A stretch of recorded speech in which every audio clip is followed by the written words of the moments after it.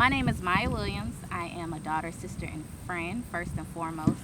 I am the founder and executive director of the nonprofit organization Making It that works to provide social and financial support to students through college and beyond. And I'm also the author and creator of the new journal Soul Food, a journal that feels like home. And I'm really happy to be here on 478 TV.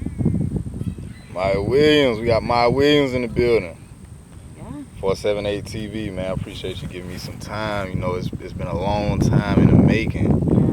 You know, we have Making It in the building. Yeah, you know, me and you go way back, but you know, we'll get into the whole story, the whole timeline. You know, just talk a little bit about yourself and you know what some of the things you know that you want people to know about you. Yeah. Well, I think the first three things I mentioned are the most important, that I'm a daughter, I'm a sister, and I'm a friend. I take those roles in my life very seriously, and I think that they allow me to do everything else that I do, right? Their love and my experiences and their stories really fuel me to do all the work that I do. I attended Spelman College. I got my BA in psychology with a concentration in management and organization. That passion led me into community psychology, and that's where I got my master's degree at the University of New Haven. And I'm very, very passionate about creating opportunities and spaces for Black people to feel seen, heard, valued, and included. And so that is what my life's work is, and I'm able to do that through my nonprofit organization, through my journal Soul Food, and actually through my career at the CDC as well as an evaluator. Okay then.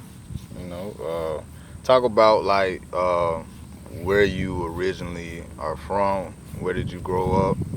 You know, where do you repping? Yeah, okay, so it's funny because I don't think a lot of people know that I was born in Minnesota. Oh. Yeah, like I was born in Minnesota. At the age of 5, I moved to Macon. My mom got a job here, and our family uprooted and came to Macon. Okay. North side of town, Springdale Elementary, Howard, and then off to Spelman. So North side's, you know, near and dear to my heart, but all of Macon, you know, I'm not with the divisiveness. I rip it all. Oh yeah. What was it like? Like, do you remember anything like from Minnesota early on? I remember like a few things. I can remember our home. I remember my family. I remember being in the park and taking walks. So, you know, it's my mama will ask me every now and again, like, do you remember this particular place? And I'm like, I was too young. I remember some friends and things, but Yeah. not too much. And so I always say that I was Minnesota born, but Macon raised all day. Okay. Yeah. Did you grow up with both your parents, 2-parent home? I did. Yep, Okay. my mother and my father. Okay. I grew up with both of them. Well, I mean, you know, especially like, you know, with you know, the stereotype for Black families in America is that, you know, we don't grow up with 2 parents. So what was it like for you to have both of your parents, and you know, what was it like for you to have friends or peers to grow up and then have both of their parents? Yeah.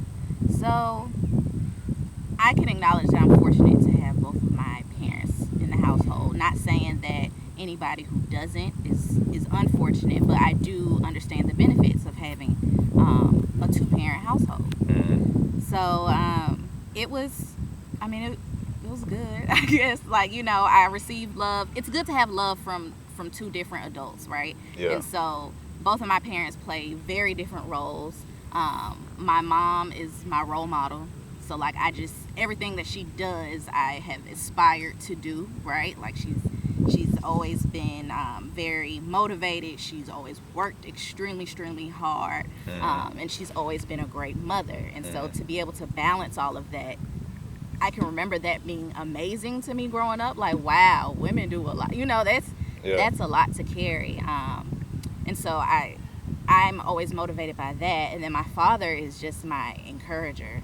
He has been affirming me since I was younger, before I even knew what affirmations really were. He still to this day will call me Dr. Williams. I'm not no doctor, you know, nothing like that. But I just know that he has high hopes for me and that he sees me in a positive light at all times. He's always encouraged me to speak my mind, even when we're butting heads. He's the father who's like, well, I'm glad you expressed yourself. So having both of them, I know has contributed to who I am as a person. And so I am very, very fortunate. So seeing other people who don't have two-parent households, I guess I've never really thought of it that way, I guess from the people that I know, I've seen the love that their one parent gives them. And I think since making it such a small city, a lot of people have family and friends here. And so I think that's a great opportunity for community members to step in. And I think that's where I've really seen that. So it's never looked like they're lacking. And so I guess I've never thought of it in that way. Okay. We'll get into that a little bit later. Yeah. What was it like? Did you have any siblings growing up? Yeah, I have an older sister, 5 years apart. Okay. What is it like for you growing up being like the youngest child? That's a good question. I think our parents did a good job at trying to make sure we never felt superior to one another, I guess. Like, if she got something, I never felt left out, and vice versa, if that makes any sense. Like, I have seen situations where sometimes look like parents favor one of the kids, and it might not be that, I know the folks' lives, but I never felt that way. I never felt favored. I never felt like my sister felt favored, over me or anything. So it's always been good. I feel like I have another protector aside from my parents. She's definitely protective of me, and I'm able to look up to her as well. So it's always been good. I wouldn't say I'm spoiled as the youngest, but she might say differently. Yeah. So it's been great, and me and my sister are still like tight. So okay. Yeah, that's my best friend. Okay.